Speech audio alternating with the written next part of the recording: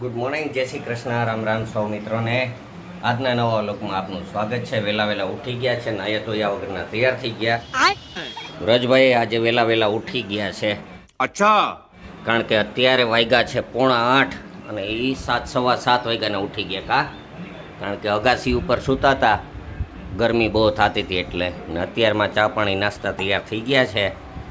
તો રજભાઈ તો વાઇટ ભરીને ચા દૂધ પીવે, કેમ રોજ ઉઠીને. આપણે નાસ્તા કરીને નીકળીએ ડ્રાઇવિંગમાં. हाँ ये कर लो पहले.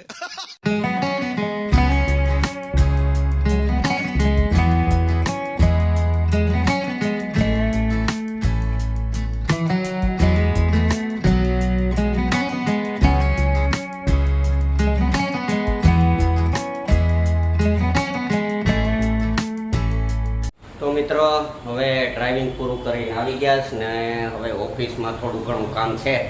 એ કામ પતાવી લઈએ ને પછી કામ પતાવીને બપોરે પાછા નીકળશું ઘરે જમવા.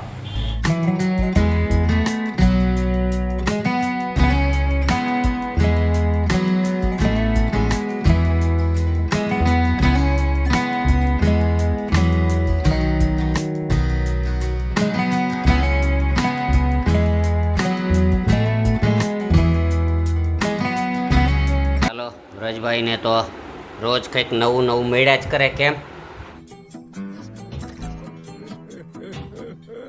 જો આજે આવ્યું છે ને બાબુને ત્યાંથી ઢોસા ને ચટણી ને સાંભર ને, એટલે ઢોસા જ ખાશે ભાઈ, કેમ?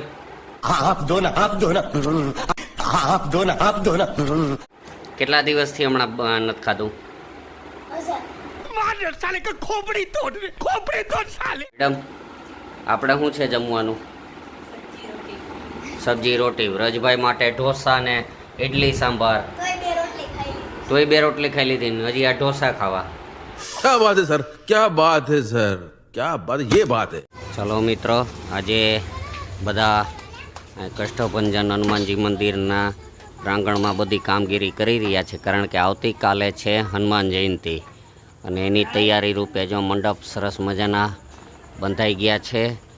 સિરીઝ લગાવવાની, લાઇટિંગ કામગીરી કરવાની કામકાજ શરૂ છે. રજભાઈ ને બધા દેવભાઈ ને ચિરાગભાઈ ને આગળ સિરીઝ ને બધું લાગી જાય પછી આગળ જોઈએ શું કરવું.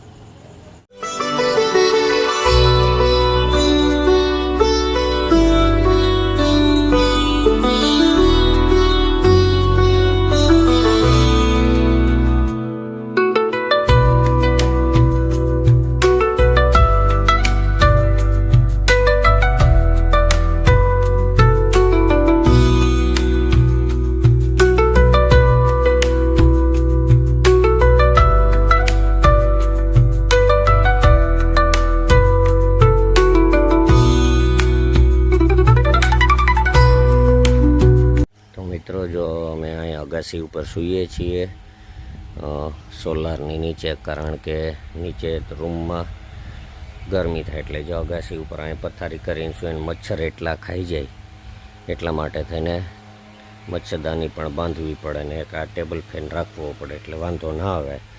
તો હવે આરામથી સૂઈ જઈએ.